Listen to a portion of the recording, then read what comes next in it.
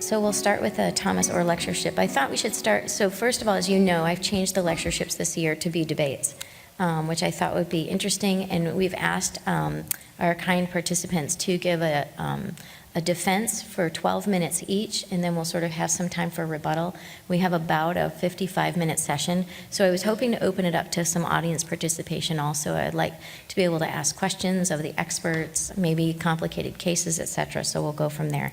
But I thought I would give a little background on Dr. Orr. Dr. Orr was a general surgeon in Kansas. And in an Archives of Surgery memorial about Dr. Orr, Dr. Engel wrote, his patients, associates, always felt that no matter how busy Dr. Orr might be, he had time to talk, listen, and discuss. Dr. Orr trained at the University of Missouri, Johns Hopkins University, did an internship at Hudson Street Hospital and another one at St. Mary's, and then started practicing surgery as was the norm for the day, 2 years of residency. He was the chairman of the Department of Surgery at the University of Kansas for some time. He was also a captain and a major in World War I, founding member of the American Board of Surgery, governor of the American College of Surgeons, president of the ASA, Western and Southwestern, and a member of many surgical societies, including the French Society. He's most known probably, though, for writing Operations of General Surgery, and wrote 2 editions of this textbook, which was regarded as one of the go-to textbooks of the time in education of general surgery. And he should be known to us because he is one of the founding members. He was the 2nd president of Southwestern Surgical in 1950. And in the Dr. Stuck's memories on our website, actually, of Southwestern Surgical, he says that in September of 1948, he met with Dr. Sanders and Dr. Orr in Honolulu at the Pan-Pacific Surgical Meeting and had long discussions on how to start Southwestern Surgical. I thought that was interesting. So this is your cue to go into Attendify, open that menu, and get onto the poll everywhere. It takes just a minute for it to open, so I'll pause and let you all open that for a minute. But while you're doing that, that's going to be our debate this morning, is that there is no longer a clinical utility in doing axillary dissection in the treatment of breast cancer. And so while you're waiting for your poll to open, I'll present to you this short case. The case is a 46-year-old woman. She's premenopausal. She needs a primary mastectomy, and you're planning to do a sentinel lymph node biopsy for a grade 2 ER/PR positive, HER2 negative 2-centimeter mass. The axillary nodes were clinically negative. You've done the mastectomy or you've done the sentinel node biopsy, and you're now on to the mastectomy. And the pathologist calls you and says, one of the 3 nodes that you have sent me is positive. So we'll go into poll everywhere and say, should we do an axillary dissection or not?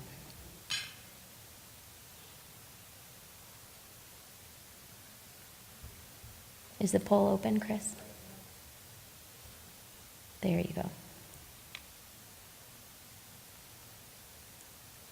And maybe like we did at the other meeting, we'll give them 2 minutes so we don't bias the results. Don't change your answers just because everyone else is. So, and it's actually going to be a little bit of a throwdown this morning. So what we're going to do is we're going to look at these answers. We'll get it to a steady state, and Chris and Heather are going to get a screenshot of this at the end. And then we'll let Drs. Mattson and Murphy have a debate. And then we're going to do the poll again. And effectively, we'll see if we were able to change the answers to the poll. So, is it still open, Chris? Okay. Sure, let's see the results. So in this case, 40% of you said that they would not do an axillary dissection. So let me introduce, I'll introduce both Dr. Cindy Mattson and Colleen Murphy. Dr. Mattson trained at Chicago University, did her residency at the University of Utah, and did a breast surgical oncology fellowship at Memorial Sloan Kettering. She's come back and joined us at the University of Utah and has been on faculty for several years. She's now our director of the breast program and the translational research program at the Huntsman Cancer Institute. Dr. Murphy trained at Case Western Reserve, did her residency in Indiana University, did a research fellowship in breast at Memorial Sloan Kettering, and then finished her residency, and then did a clinical fellowship at Dana-Farber. She stayed at Dana-Farber and Brigham and Women's for some time, and then has moved to the University of Colorado, where she's now the director of the University of Colorado Lone Tree Breast Center. I had them go alphabetically, so we'll start with Dr. Mattson. Oh, we have. That's what she said. Maybe we'll start with Dr. Mattson. And she was arguing that in this case, we would not do an axillary dissection. Thank you.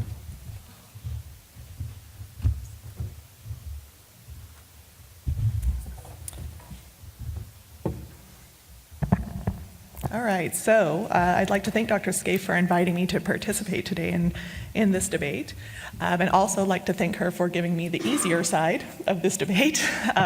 From what the audience has said so far, it seems like I have definitely the easy job on this. So we'll wait for the slides to come up, but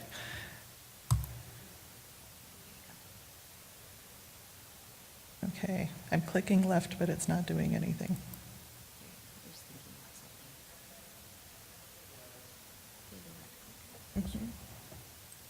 Okay, there we go. All right, so as Dr. Scaife mentioned, the premise we are going to be debating today is that there's no longer a clinical utility to axillary dissection in the treatment of breast cancer. I'm presenting the pro position on this statement, which means I am arguing against axillary lymph node dissection. And this is a very broad statement, so as Dr. Scaife mentioned, she gave us a case on which to base our arguments. And as a reminder of that case, it is a 46-year-old premenopausal woman with a grade 2 hormone receptor positive, HER2 negative 2 centimeter breast cancer with negative nodes clinically, having a mastectomy and sentinel node biopsy with 1 of 3 sentinel nodes coming back positive on frozen. And the reason why we chose this case is because it gives us the opportunity to discuss issues around the axillary management of breast cancer that would be most broadly applicable for general surgeons who may or may not do a lot of breast surgery, and really gives us an opportunity to discuss things that are hopefully relevant for all of you. As a brief reminder of the history of axillary dissection in breast cancer, as you're all aware, surgical management of breast cancer has evolved greatly over time, from the Halstedian era, where everyone got an axillary lymph node dissection, to the B32 era, where only those with positive sentinel nodes got axillary dissection, to the current era, where in general, it's for women who have more than 2 positive nodes on sentinel biopsy, if they're having surgery first, or any positive node after neoadjuvant chemo. But there are a ton of questions about how to apply this in clinical practice. And we're really going to focus today on 2 of these questions, and that's the role of radiation and whether or not this applies to mastectomy patients too. So the reason for this ongoing evolution is really because of our increased understanding of what it is that drives outcomes in breast cancer. In the Halstedian era, really we thought anatomy was king, but we've learned over time that really it's biology that's king. That is, that biology of the cancer is the more important driver of outcomes than the anatomy. That is, what it is matters more than where it is. Where it is simply reflects the biologic potential of the cancer, and this is why anatomic staging works. And this is really key to the arguments that I'll be making today. And today I'm going to define clinical utility as a significant effect on survival or risk of recurrence. And I'm going to aim to prove that axillary lymph node dissection has no survival advantage, does not improve regional control over other treatments, and has higher rates of complications compared with other treatments. And I'll do this by focusing on 4 practice-changing trials. And these were very large, randomized controlled trials that really increased our understanding of the utility of axillary dissection. So the 4 trials we're going to be talking about today are NSABP B04, NSABP B32, the Z11 trial, and the Amoros trial. And for all of these are ones that you should generally be aware of, especially for recertification. So for each trial, I'll give a very brief overview of the trial. We won't go into the details of the trials, but I'll try to just remind you of what some of the premises were that they were looking at. And we're going to start by looking at survival in these trials. So NSABP B04, I see it as the beginning of the end for axillary lymph node dissection. So this was a randomized controlled trial conducted in the 70s, and it was very interesting, the groups that they set up. So they compared radical mastectomy to total mastectomy plus radiation with no axillary dissection, and total mastectomy with no axillary dissection. They included clinically node negative in all of the groups, and they included clinically node positive in radical mastectomy and the total mastectomy plus radiation groups. So I'm going to be showing a number of survival curves, and the print is very small, so you don't have to worry about reading the tiny text. But just get the general gist of how these lines look. And as you can see, there is no significant separation of any of these lines in terms of survival. So that is, there's no significant differences in survival based on treatment arm. So NSABP B32 is the trial that showed us that sentinel lymph node biopsy is a safe alternative to axillary lymph node dissection. This is a trial from 1999 to 2004 that compared sentinel lymph node biopsy plus axillary lymph node dissection to sentinel lymph node biopsy with axillary dissection only for pathologically node positive.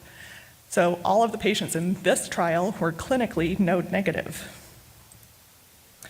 And again, there's no significant differences in survival based on axillary treatment. And now we jump forward to Z11. The interesting thing is that Z11 was actually run during the same time that B32 was. It's a randomized controlled trial from 1999 to 2004 that looked at sentinel lymph node biopsy plus axillary dissection versus sentinel lymph node biopsy alone, but this time in patients who had pathologically node positive disease. So they were clinical T1 and 2, clinical node negative, but pathologic node positive with 1 to 2 positive nodes. But importantly, this trial was only in breast conservation patients. So these patients were getting radiation. And again, no significant differences in survival based on treatment arm. But one of the issues, as I said, is that there were no mastectomy patients included, and that's where Ameros comes in. So Ameros is after mapping of the axilla, radiotherapy or surgery, and this was a trial from 2001 to 2010 that looked at sentinel lymph node biopsy plus axillary dissection versus sentinel node biopsy plus axillary radiation, and it was a similar patient population to Z11, clinical T1 or 2, clinical node negative, pathologic node positive, and this time they did include mastectomy patients, though it wasn't a huge number. And again, no survival differences based on treatment arm. So, to my knowledge, there was this suggestion of a slight survival advantage with axillary dissection in combined analyses of older studies has not held out over time. There are no current large, well-designed studies that has shown survival advantage for axillary lymph node dissection. So axillary dissection does not improve survival, and this has been shown in both node negative and node positive patient populations with very long-term follow-up. But what about recurrence? So let's look at those same studies. So again, NSABP B04. When you look at regional recurrence as a first event in this trial, the numbers are very small across the board, and there are no significant differences between the different groups. And again, this is in node negative and node positive patients. Now, one of the most interesting things from this trial is that it actually gave us a hint of how much biology is the real driver of outcomes. In the clinical node negative group, 40% of women that had an axillary lymph node dissection were actually pathologically node positive. So this represents the potential residual nodal disease burden in the untreated axilla of the other groups. But interestingly, if we assume that there's 40% of women that walked away still having cancer in their lymph nodes, only 18% of them had an axillary recurrence as a first event. So this supports the idea that first, axillary recurrence is a rare event, that not all residual nodal disease will result in recurrence, and that there may be acceptable alternatives to axillary dissection, such as radiation. NSABP B32, again, these are node negative patients, but again, regional recurrences as first events were very low and not different between the groups. Now, in this study, the false negative rate of sentinel lymph node biopsy was low, 9.8%, and so there was likely very little residual disease in the sentinel lymph node biopsy only group, but of this potential 10% disease burden, only 0.7% actually had a regional recurrence. Also, the majority of patients with positive sentinel nodes had no further positive nodes on axillary dissection. And this was subsequently supported in numerous other studies where more than 50% of patients in most studies have no further axillary disease beyond the sentinel nodes. Excuse me. And this led to the development of nomograms to predict risk of non-sentinel lymph node disease. So moving into ACOSOG Z11, again, these are node-positive patients, and even in these patients, ipsilateral axillary recurrence rates were very low, 0.5% in the axillary dissection group and 1.5% in sentinel lymph node biopsy. And again, in these patients, the sentinel lymph node biopsy removed the majority of positive nodes in this low-risk population. In this study, there would be a 27% potential residual nodal disease burden in those that did not get axillary dissection, but only 1.5% had an axillary recurrence. And last, the AMAROS trial, which again shows very low event rates and also the poor predictive value of residual disease, and that the removal of the majority of positive nodes comes with a sentinel lymph node biopsy alone. So the best data that we have clearly establishes that axillary lymph node dissection does not lead to improved regional control above what can be achieved with sentinel lymph node biopsy and adjuvant therapies. And we know that omitting axillary lymph node dissection leads to less morbidity. From NSABP B32 and AMAROS, we can see that there is far less arm morbidity in terms of range of motion deficits, lymphedema, and neuropathy when you omit axillary lymph node dissection. Now, there are several critiques of this data. It can be that these were underpowered studies with sometimes low accrual rates and definitely low event rates. These were predominantly low-risk patients with hormone receptor positive disease, and in some of these studies, they did include micromets as positive. Most or all of the patients received systemic therapy.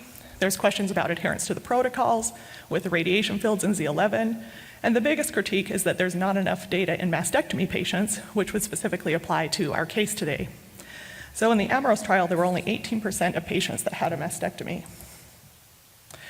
So if we're going to apply this data to mastectomy patients, we have to understand who is going to be getting radiation amongst the mastectomy patients with positive nodes. The current NCCN guidelines for nodal radiation include more than 4 positive nodes, locally advanced tumors, but they do recommend strongly considering post-mastectomy radiation or nodal radiation for anyone with 1 to 3 positive nodes. So this really highlights the importance of the multidisciplinary approach. You have to understand what the practice patterns are of your radiation oncologists. If they are recommending radiation for anyone with 1 to 3 positive nodes, then omission of axillary dissection is safe in mastectomy patients with low residual nodal disease burden. And the multidisciplinary approach really is key to the arguments that I've made today. So I've cited this large discrepancy between the presumed residual disease burden and axillary recurrence. And this discrepancy can be explained by adjuvant treatments. So looking at Z11 as an example, if we have a presumed 27% residual nodal disease burden, but only a regional recurrence of 1.5%, that's really explained by the receipt of adjuvant therapies. If you start with 27%, you get a 55% risk reduction with radiation, a 75% risk reduction with chemo, and a 50% reduction with endocrine therapy, leading to that low number of 1.5%. The strengths of the data that I've presented is that these are well-designed studies, there's consistent results, and they're representative of the majority of breast cancer patients. So my conclusions are that axillary dissection does not improve survival, that with appropriate adjuvant treatments, the risk of nodal recurrence is low, even in node-positive patients. The sentinel node biopsy removes the majority of axillary disease, and that axillary radiation is a safe alternative to axillary dissection in patients with low nodal disease burden and has a lower risk of lymphedema, and that the multidisciplinary approach is a must. So I conclude that in this patient, post-mastectomy radiation would be appropriate, and therefore axillary lymph node dissection is not warranted. There are many future studies that are ongoing that will increase our understanding, and I'm sure our practice will continue to evolve. And I look forward to hearing Dr. Murphy's counterarguments. Thank you.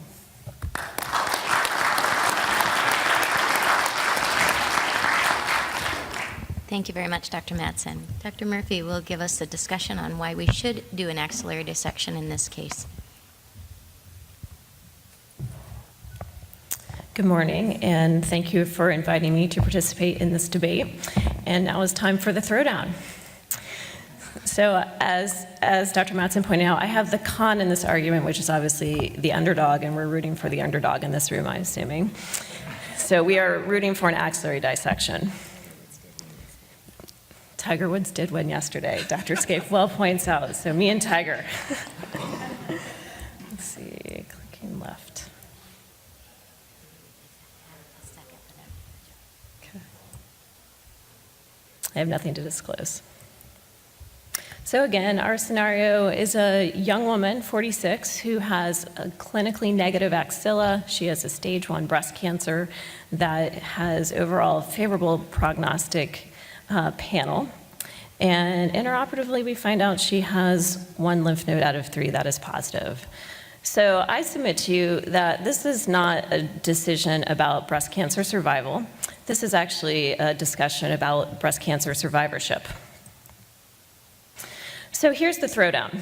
This is the 2019 NCCN guidelines of how we are supposed to surgically stage the axilla.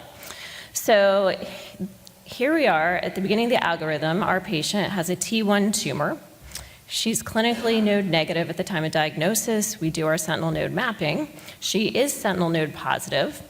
In the scenario, we're going to assume that she has macrometastatic disease, because you can see there, the algorithm branches there. She has micrometastatic disease, we're done. But if she has a macromet, which is a met greater than 2 millimeters, the NCCN is telling us, does she meet the criteria of the ECOSOG Z11 trial Dr. Mattson just reviewed with us? So the criteria for the Z11 trial, as Dr. Mattson actually pointed out, thank you for making my argument, is that, again, we're looking at patients who have T1 or T2 tumors, 1 or 2 positive sentinel nodes, who undergo breast-conserving surgery with the plan of whole breast radiation to follow. And if our patient meets that criteria, perfect. We don't need to do further axillary surgery. But if she doesn't, which our patient does not, we do a level 1, level 2 dissection. Boom. I'm done. Thank you. But since I have about 11 more minutes to fill here, let's talk a little bit more about this AMROS trial. So as Dr. Mattson pointed out, the ECOSOG Z11 only applies to breast-conserving therapy patients. But AMROS trial did include some patients who underwent mastectomy. So the AMROS trial is actually the European version of the Z11 trial. It was a little bit bigger than the Z11 trial. We actually had a accrual of over 4,000 patients in the AMROS study. In the study, as Dr. Mattson already pointed out, mastectomy was included. However, look at the small number of patients who were included in the mastectomy group. So only just over 100 in each group. And again, these patients underwent sentinel node biopsy, were found to have a positive sentinel node. Half the patients wanted an axe dissection, the other half went on to radiation. And after 6 years of follow-up time, they evaluated not only survival, but they also evaluated risk of lymphedema as well as quality of life. So let's take a little bit deeper dive into looking at the characteristics of our patients in the AMROS trial. So not a surprise, most trials underrepresent the 46-year-old in breast cancer. So the median age of patients in the AMROS trial was 10 years older than our patient in our example today. And again, premenopausal patients were, of course, not as common in the AMROS trial as in most breast cancer trials. So again, our patient's not a perfect fit for this AMROS trial. So yes, Dr. Mattson did show you that survival was not impacted despite what kind of treatment we did in the axilla. And similarly, yes, disease-free survival was also not impacted by radiotherapy versus axillary lymph node dissection. And yes, regional recurrences were exceedingly rare. As Dr. Mattson well showed you, regional recurrences are exceedingly uncommon, and a regional recurrence does actually not translate to a decrease in overall survival. The number of regional recurrences in AMROS was so low, the trial actually ended up being underpowered to actually show a difference. The other thing I'd like to mention to you about the AMROS trial is you can see the 5-year results were published in 2014, and I showed you the NCCN guidelines from 2019. So you can see the NCCN has not yet bought into the AMROS trial. So let's look at the lymphedema rates. Dr. Mattson actually showed you the kind of the smaller numbers of lymphedema in the two arms. So the way the trial broke down lymphedema is they first looked at women who just had any clinical signs of lymphedema, And they compared that to women who actually had a pretty significant change in their arm circumference. So we have two pools of data to look at. And you can see for the axillary lymph node dissection patients, yes, at 5 years, we had 23% of women who experienced lymphedema, compared to those who under axillary radiotherapy enjoyed only 11% risk of lymphedema. And then we actually look at the data for the arm circumference increases. We see 13% of our patients in the node dissection group had very significant lymphedema, compared to only 5%. And yes, of course, this is clinically significant. So if we are going to omit axillary lymph node dissection in our patient, that means we're actually making a choice for post-mastectomy radiation for our 46-year-old. Now, what we have not talked about today is our patient going to be reconstructed? And I would submit to you, in my practice, the 46-year-old women almost are all going to choose reconstruction.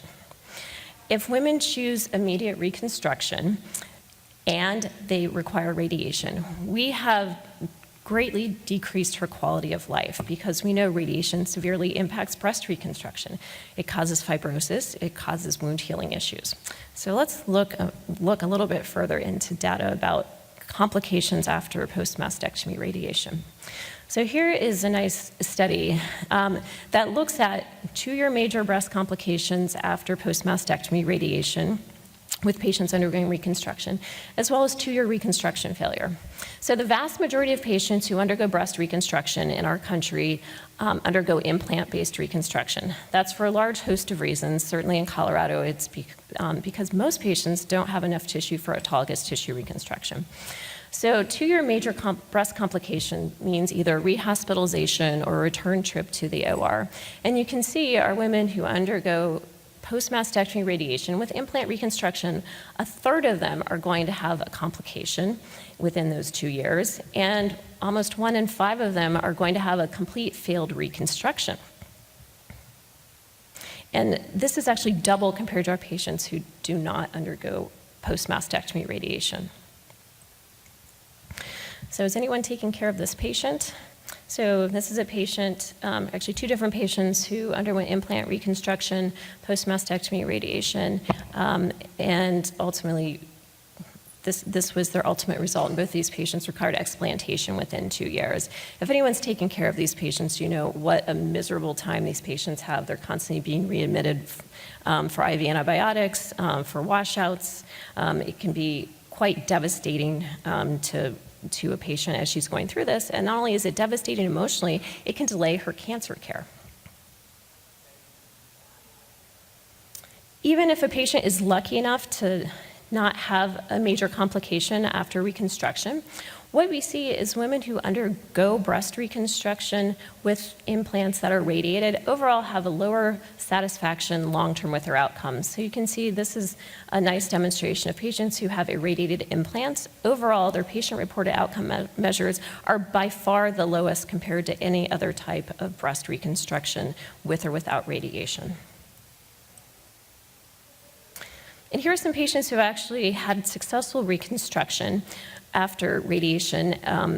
But what you can see here is it's just really hard for the plastic surgeons to get good symmetry. So here's someone before her implants and radiation. Here she is after, and she even got a lift on this contralateral side. And you can see the symmetry, it would be considered excellent compared to all other patients who have these types of procedures. But you can see it definitely creates asymmetry, and we know asymmetry decreases quality of life for these patients.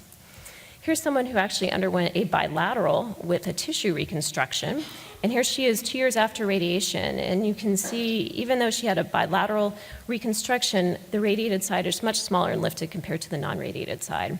And this is very significant in a patient's quality of life. And it's actually been shown women who have significant asymmetry after breast reconstruction overall go on to have bilateral mastectomies down the road, even if they don't need them for recurrent cancer. It's because the impact on quality of life is so significant. So I want to remind you that the 2-year major breast complication rate for radiated implants is 33%, compared to the 5-year rate of lymphedema after axillary dissection in the Ambrose trial, which is only 23%. So if we choose post-mastectomy radiation for our patient, we are actually choosing a higher rate of complications for her if she's getting reconstructed with implants. So I actually have a better alternative for this patient. I think she should go an axillary lymph node dissection, then we can avoid the long-term permanent morbidity of post-mastectomy radiation. And at the same time, we could do an immediate lymphatic reconstruction with our microvascular surgeons.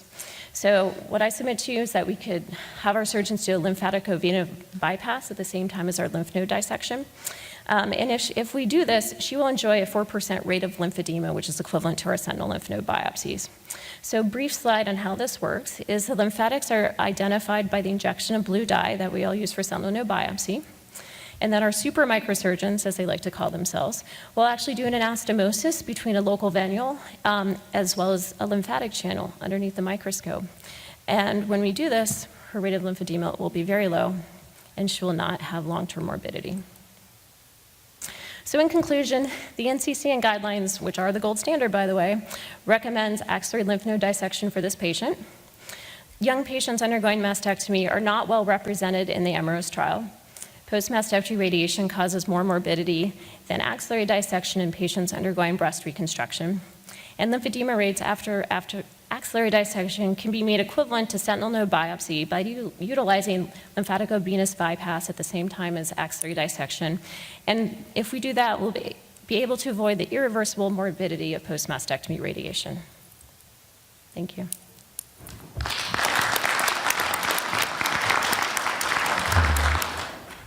Both great talks. Thank you so much. I wrote a note to Dr. Mattson that I think she could do the rebuttal from the table, but I realized that there are about 10 people over there that can't see us, so maybe we'll let you, if you have a rebuttal.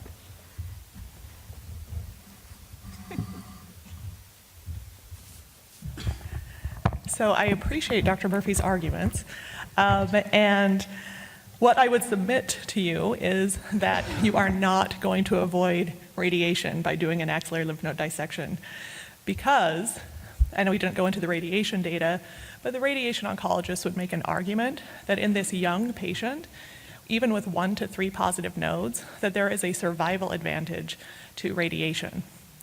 And axillary lymph node dissection is not going to get all of the same fields that would be affected with the radiation. So I agree, there are definitely different quality of life outcomes depending on whether you get axillary dissection or whether you get radiation. Post-mastectomy radiation is definitely not without morbidity. But doing more aggressive surgery to the axilla in this patient is not going to get you out of axillary radiation because of the survival advantage in this group. And that's what the NCCN guidelines is really speaking to in these patients where it's strongly considered for women with 1 to 3 positive nodes. And I would say in a 46-year-old, it would be very strongly considered by almost every radiation oncologist in the country. I would also say that this strategy of actually avoiding axillary dissection in this type of patient is being more and more widely adopted. There's lots and lots of single institution case series, essentially, from major cancer centers where they are taking this approach. But again, it's a multidisciplinary approach. You have to know what your radiation oncologist would or would not do if you were going to do further surgery. And if they say to you, there's no way, no how this patient's getting out of radiation, then why in the world would you do an axillary lymph node dissection and have them now have both the increased morbidity of lymphedema and the increased morbidity of having a bad reconstructive outcome? So that would be my rebuttal. Thank you. Thank you, Dr. Mattson. So I'm going to ask you to open your Poll Everywhere app, and I'm going to ask Chris and Heather to put up the poll results from previous, and then ask Dr. Murphy if she has any other response comments. Let's see the previous first, and then everybody just open your app, and we'll open the poll again in just a minute, but we'll have Dr. Murphy have any rebuttal. So while I agree with you, Dr. Mattson, the radiation oncologist certainly wants to radiate our patients. And it actually harkens back to the lecture yesterday where the CALGB 9343 trial of looking at radiating women over the age of 70 with clinical stage 1 hormone-positive breast cancers has not really had the impact that we thought it would be because our radiation oncologists still want to radiate these patients. So yes, we know radiation oncologists, they're a hammer, the world's a nail. However, what I submit to you is if you actually talk to the patients about the survival benefit from radiation, it's exceedingly small. The radiation oncologist will admit that. And in my experience, if you put that data in front of the patient and let them make an informed choice between the risk of complication after breast reconstruction versus the percentage, like 2% survival benefit that patients may see after post-mastectomy radiation, a large number of patients will actually make the right choice and avoid post-mastectomy radiation. Patients often ask us what we would do, and I would actually choose the lymph node dissection over post-mastectomy radiation. Thank you. So let's go ahead and answer the poll, and then we have about 5 minutes left that I'd like to open it up to any audience comments or questions. So remember, it's the same case, the 46-year-old with a stage 1 ER/PR, ER/PR positive, HER2 negative. And would you do an axillary dissection if one of your sentinel nodes came back? We'll leave that open for just another minute. And then if anyone in the audience has any questions about these cases. What if this patient had gotten neoadjuvant therapy? So this was one of the scenarios that we had talked about maybe switching to because it is Is it not a little bit working? more controversial. Oh, it's still locked? Oh, Chris, can you open the poll? I'm working for you. Okay. So the neoadjuvant population is definitely different in many ways. We don't currently have the same level of data to support omission of axillary surgery. However, the Z1071 trial did show that in patients who convert from clinically node positive to clinically node negative, that as long as they are pathologically node negative as well, you can omit axillary lymph node dissection in that patient population. But if you had this patient where there would be 1 out of 3 positive nodes, it gets a little bit more controversial, but I mean, right now, the current standard of care is that that patient would undergo an axillary lymph node dissection. There's a lot of ongoing trials to try to tease out who really benefits from further axillary surgery. But we know that even in patients with micromets in that setting have a much higher risk of having a more significant axillary disease burden. And so for most places, in most practices anyway, they are still getting axillary dissection. So I would have a little bit harder time arguing against it. However, you can still make the same arguments. There's not a survival advantage. The risk of axillary recurrence is very low, even in those with known residual disease burden. And so I think even though we know that those patients are at higher risk for having more positive nodes, that doesn't necessarily translate into them having more axillary recurrences. So I could still make an argument for omitting it in that case. Dr. Murphy, if this patient was postmenopausal, would that change your approach? For the sake of, sorry. Here, you want this one? For the sake of the debate, no. What I presented to you today is not necessarily how I practice, but I think that if she was postmenopausal, she would certainly fit into the AMROS data even a little bit better, and I think we'd have less concern than the 46-year-old, which I think would raise more concern in our multidisciplinary tumor board to admit the lymph node dissection. Are we ready to show the poll? Please. So we've swayed some people. Good job. It's because you're all surgeons and you want to do more surgery. That's all right. We're as bad as the radiation oncologists sometimes. So. You had a comment about if the patient had neoadjuvant.